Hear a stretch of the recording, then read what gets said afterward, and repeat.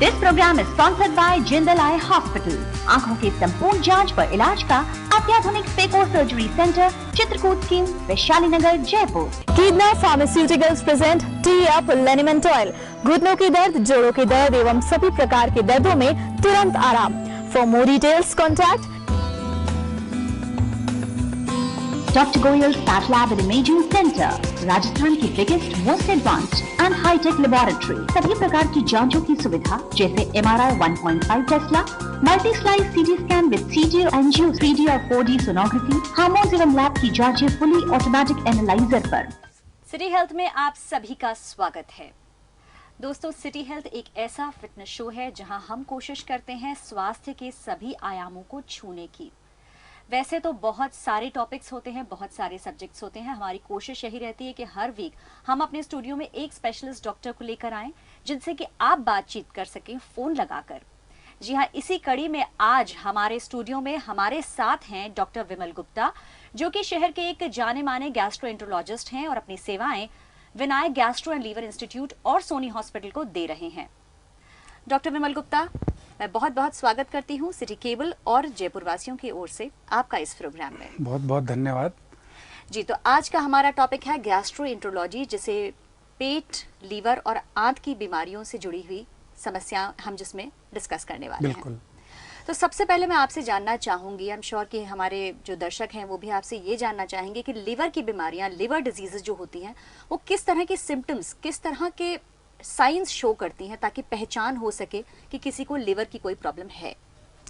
देखिए, जो लिवर की बीमारियां हैं वो शुरुआत में अगर किसी भी व्यक्ति को लिवर की बीमारी होती है तो वो बड़े नॉन स्पेसिफिक सिम्टम्स के साथ प्रेजेंट करता है, जैसे भूख कम लगना, कमज़ोरी आना, हाथ पैरों में दर्द होना। जब किसी भी बीमारी की वजह से लिवर अफेक्ट होता है तो उसमें इन्फ्लामेशन शुरू होता है और उस व्यक्ति को पीलिया उत्पन्न होता है। जो नॉन स्पेसिफिक सिम्टम्स होते हैं उसकी वजह से इंसान यूजुअली डॉक्टर के पास दिखाने नहीं जाता है। जब उसे पीलिया होता है या उल्टी शुरू होती है या पेट में दर्द शुरू होता है तब वह डॉक्टर के पास शुरुआत में जाता है। जी।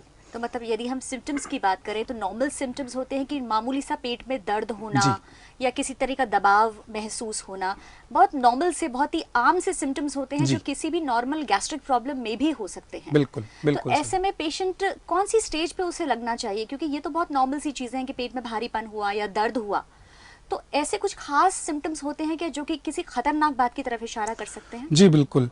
जैसे आमतौर पर साधारण पेट दर्द या उल्टी जब होती है तो जो भी मेडिकेशन इंसान लेता है वो उससे सबसाइड हो जाती है।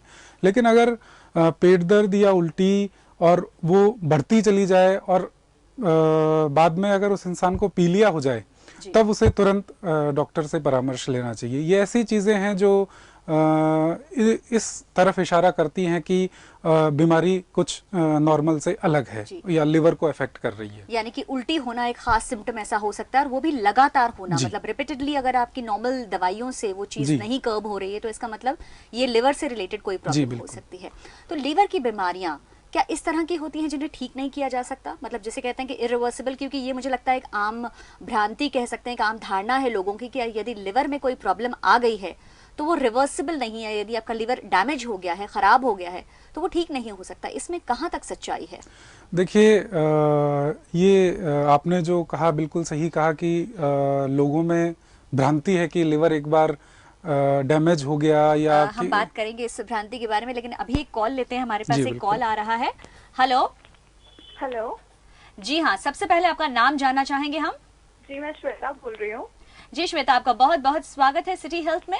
यहाँ हमारे साथ में डॉक्टर विमल गुप्ता है, आप उनसे अपना सवाल कर सकती हैं। Good evening doctor. Good evening.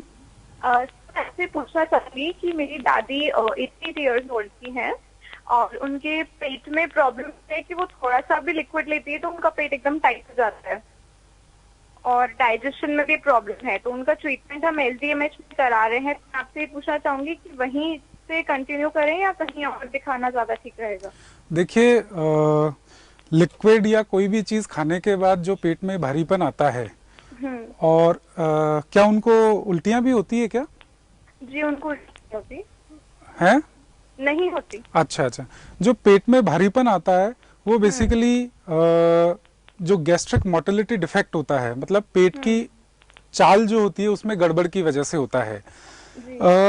इसके रिगार्डिंग अगर दवाइयों से उनको रिलीफ है तो आप ट्रीटमेंट कंटिन्यू कर सकती है, लेकिन चूंकि उनकी एज आपने शायद 80 इयर्स बताई है, जी। तो 80 इयर्स की एज में हमें उनके कुछ स्पेसिफिक टेस्ट करने चाहिए कि कहीं कोई वो ऑर्गेनिक डिजीज से तो सफर नहीं कर रही हैं। अच्छा। जैसे एंडोस्कोपी या पेट की अल्ट्रासाउंड है वो आवश्यक रूप से उनकी करवानी चाहिए, ये देखने के लिए कि कोई और रुकावट तो नहीं है। Thank you so much doctor. जी श्वेता, कॉल करने के लिए बहुत बहुत धन्यवाद। हम उम्मीद करते हैं कि आपको आपके सवाल का सही जवाब मिला होगा।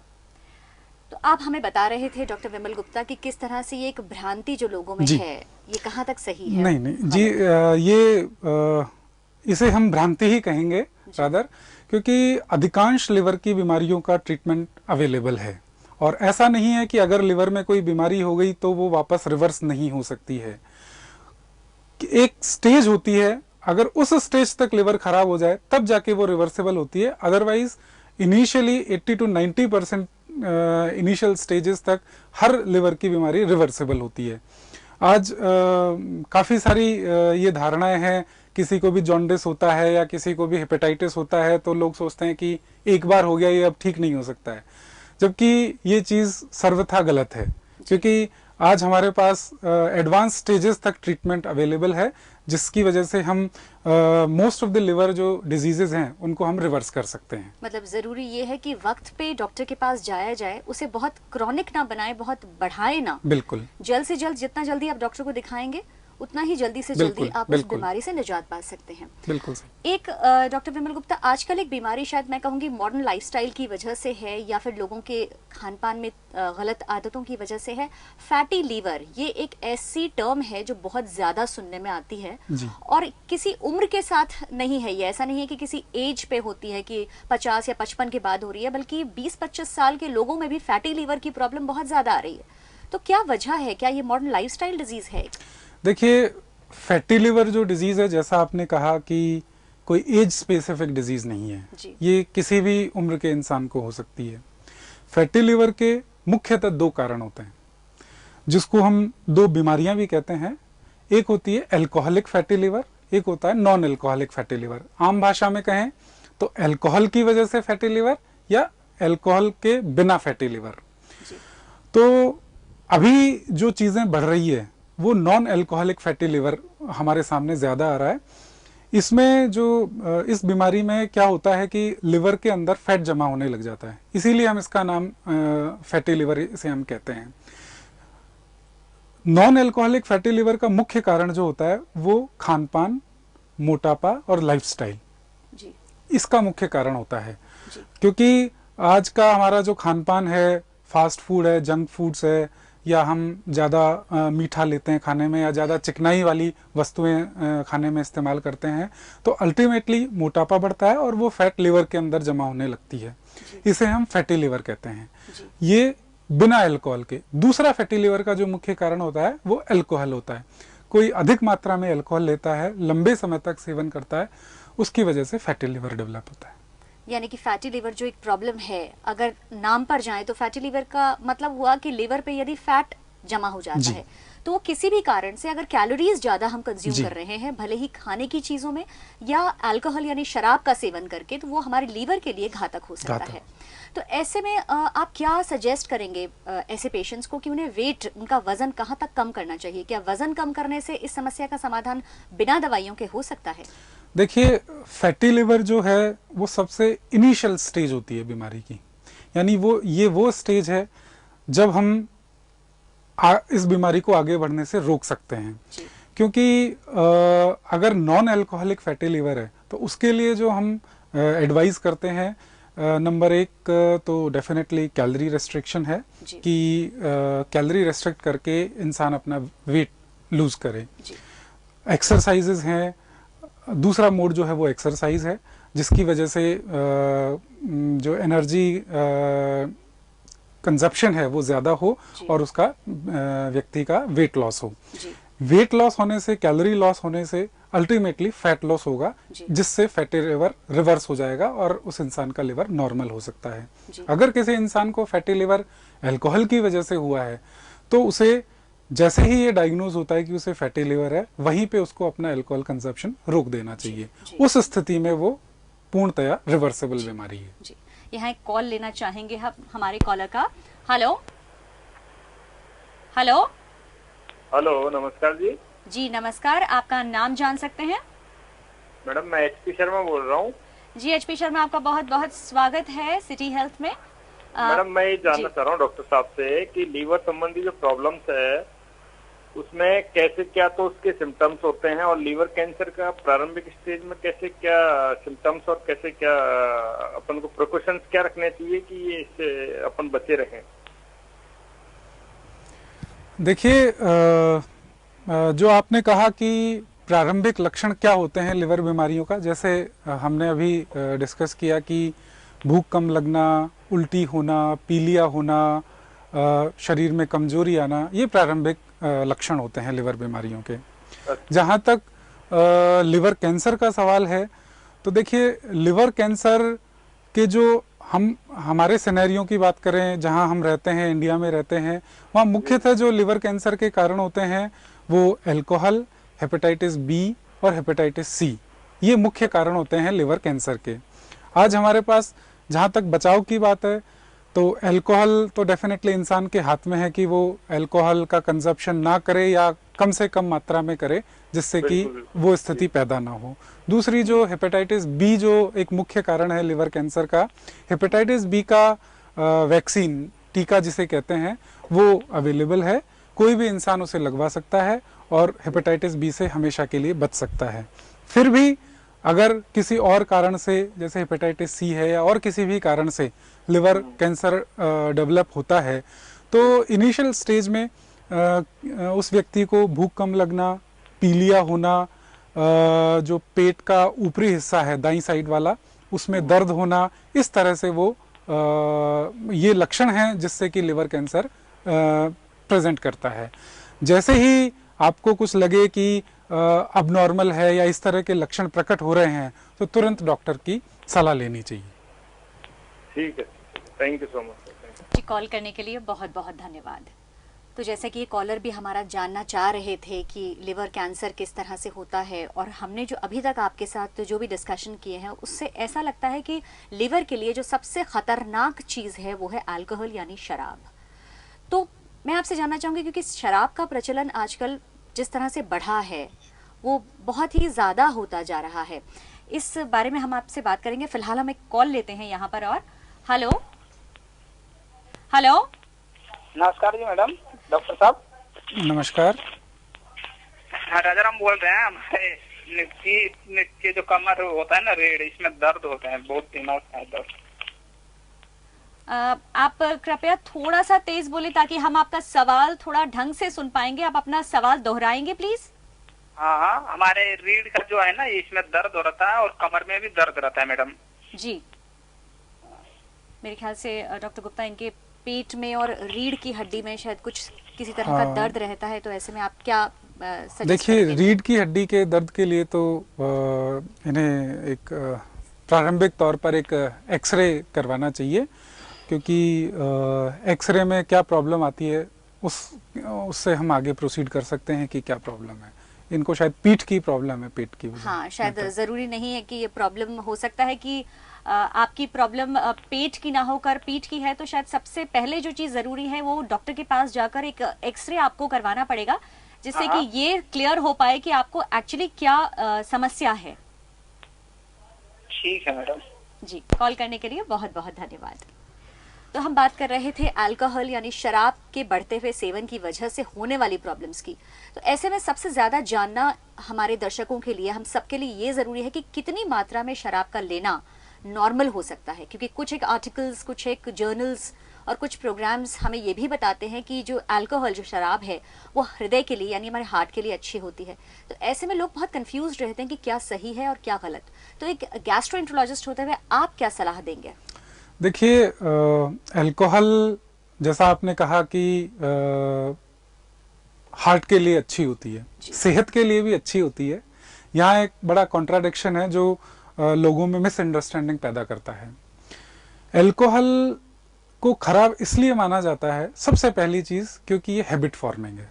कोई भी चीज अगर हैबिट फॉर्मिंग होती है इसीलिए क्योंकि इसकी लत पड़ती है। अगर अल्कोहल का कंजप्शन एक लिमिटेड अमाउंट जो है, हम कहते हैं कि लिवर की जो बीमारी होती है या पेंक्रियाज की जो बीमारी होती है वो 50 से 55 gram alcohol per day for 5 to 10 years अगर इंसान लेता है रेगुलरली, तब जाके उसे लिवर या पेंक्रियाज की बीमारी होती है। उससे कम अमाउंट में अगर आम भाषा में कहूं तो 1 पैग पर डे अगर इंसान लेता है तो वो उसके लिए फायदेमंद है। फायदेमंद क्यों है? वो इसलिए है कि अल्कोहल जो है हमारा बेजल मेटाबॉलिक रेट, जो शरीर के एनर्जी कंजप्शन की पावर है, वो उसको इंक्रीज करता है और जो हमारे ब्लड फ्लो है, हार्ट का फंक्शन है, उसे वो इम्प्रूव करता है। लेकिन समस्या ये है कि कोई भी व्यक्ति उस अमाउंट तक लिमिट नहीं कर पाता है और उसे अधिक मात्रा में सेवन करता है। इस वजह से अल्कोहल की वजह से काफी सारी बीमारियां पैदा होती हैं। इसके बारे में हम और बात करेंगे। फिलहाल एक कॉल लेते हैं जो हमारे पास आ रहा है। हेलो जी हाँ, सबसे पहले आप अपना नाम बताइए। मैडम, मेरा नाम राजेश शर्मा है, जयपुर से बोल रहा हूँ मैं। जी राजेश, आपका बहुत बहुत स्वागत है सिटी हेल्थ में।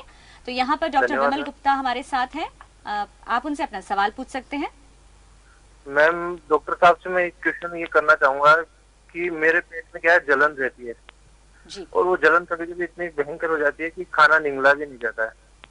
ये समस्या मैडम करीब है ना जो साल भर से है मेरे।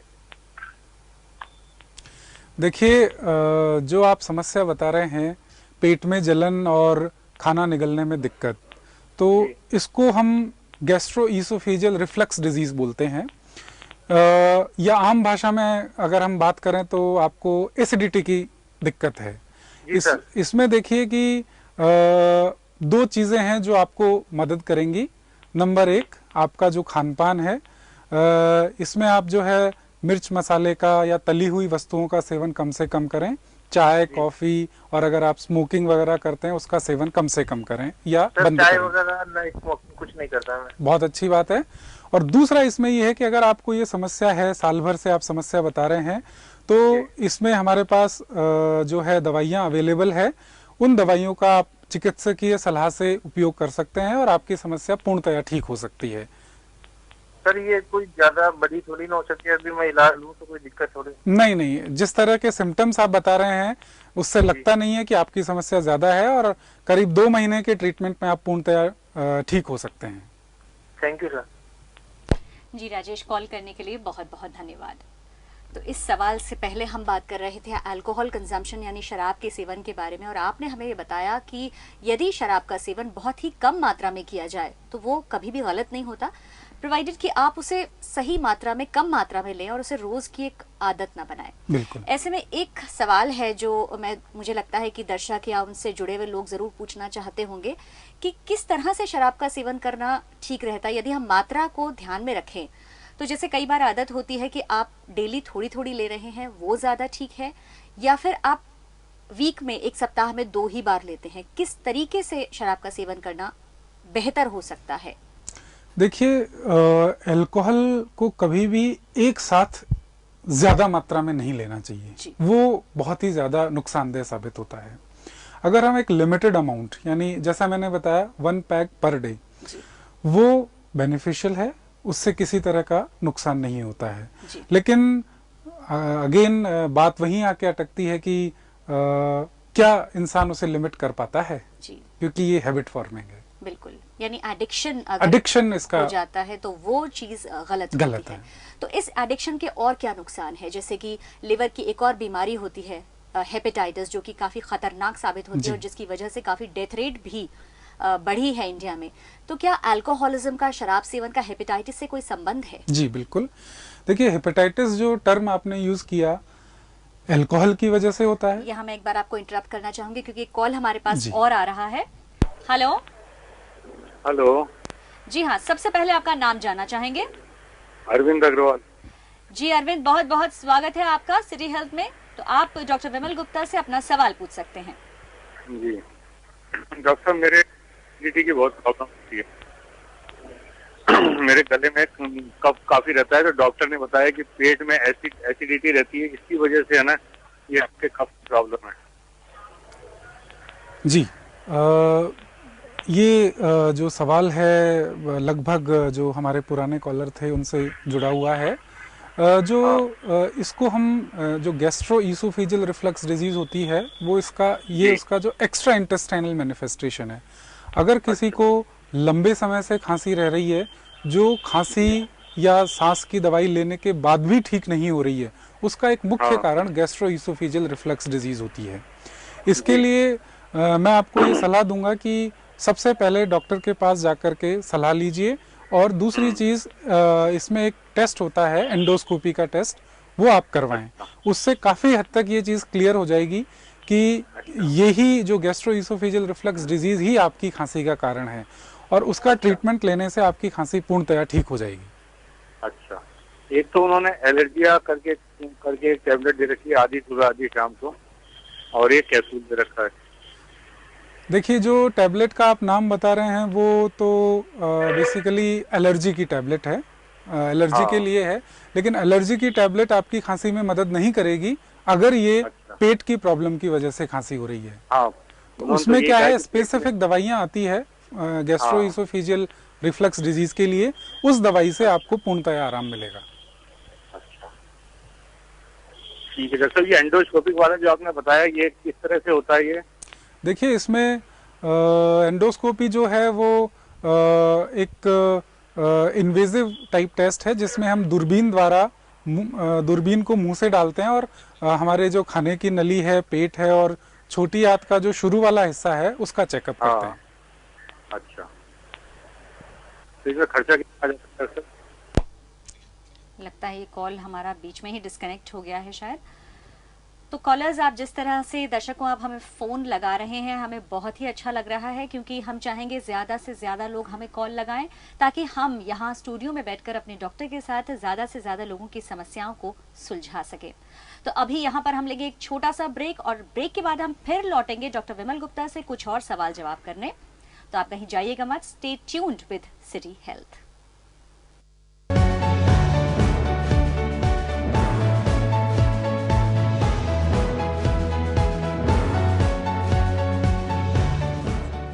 This program is sponsored by Jindal Eye Hospital। आधुनिकतम लेजर द्वारा चश्मे से छुटकारा एवं मोतियाबिंद का इलाज। Chitrakoot scheme, Vaishali Nagar, Jaipur. Kedna Pharmaceuticals present Craze Instant Energizer with vitamin C and zinc। No need to add sugar to the orange flavored Instant Energizer Craze। चुस्ती फुर्ती का एक instant shot। Dr. Goyal's Path Lab and Imaging Center, Rajasthan की biggest, most advanced and hi tech laboratory. सभी प्रकार की जांचों की सुविधा जैसे MRI 1.5 Tesla, multi slice CT scan with CT angio, 3D और 4D सोनोग्राफी, हार्मोन्स एवं लैब की जांचें फुली ऑटोमेटिक एनालाइजर पर।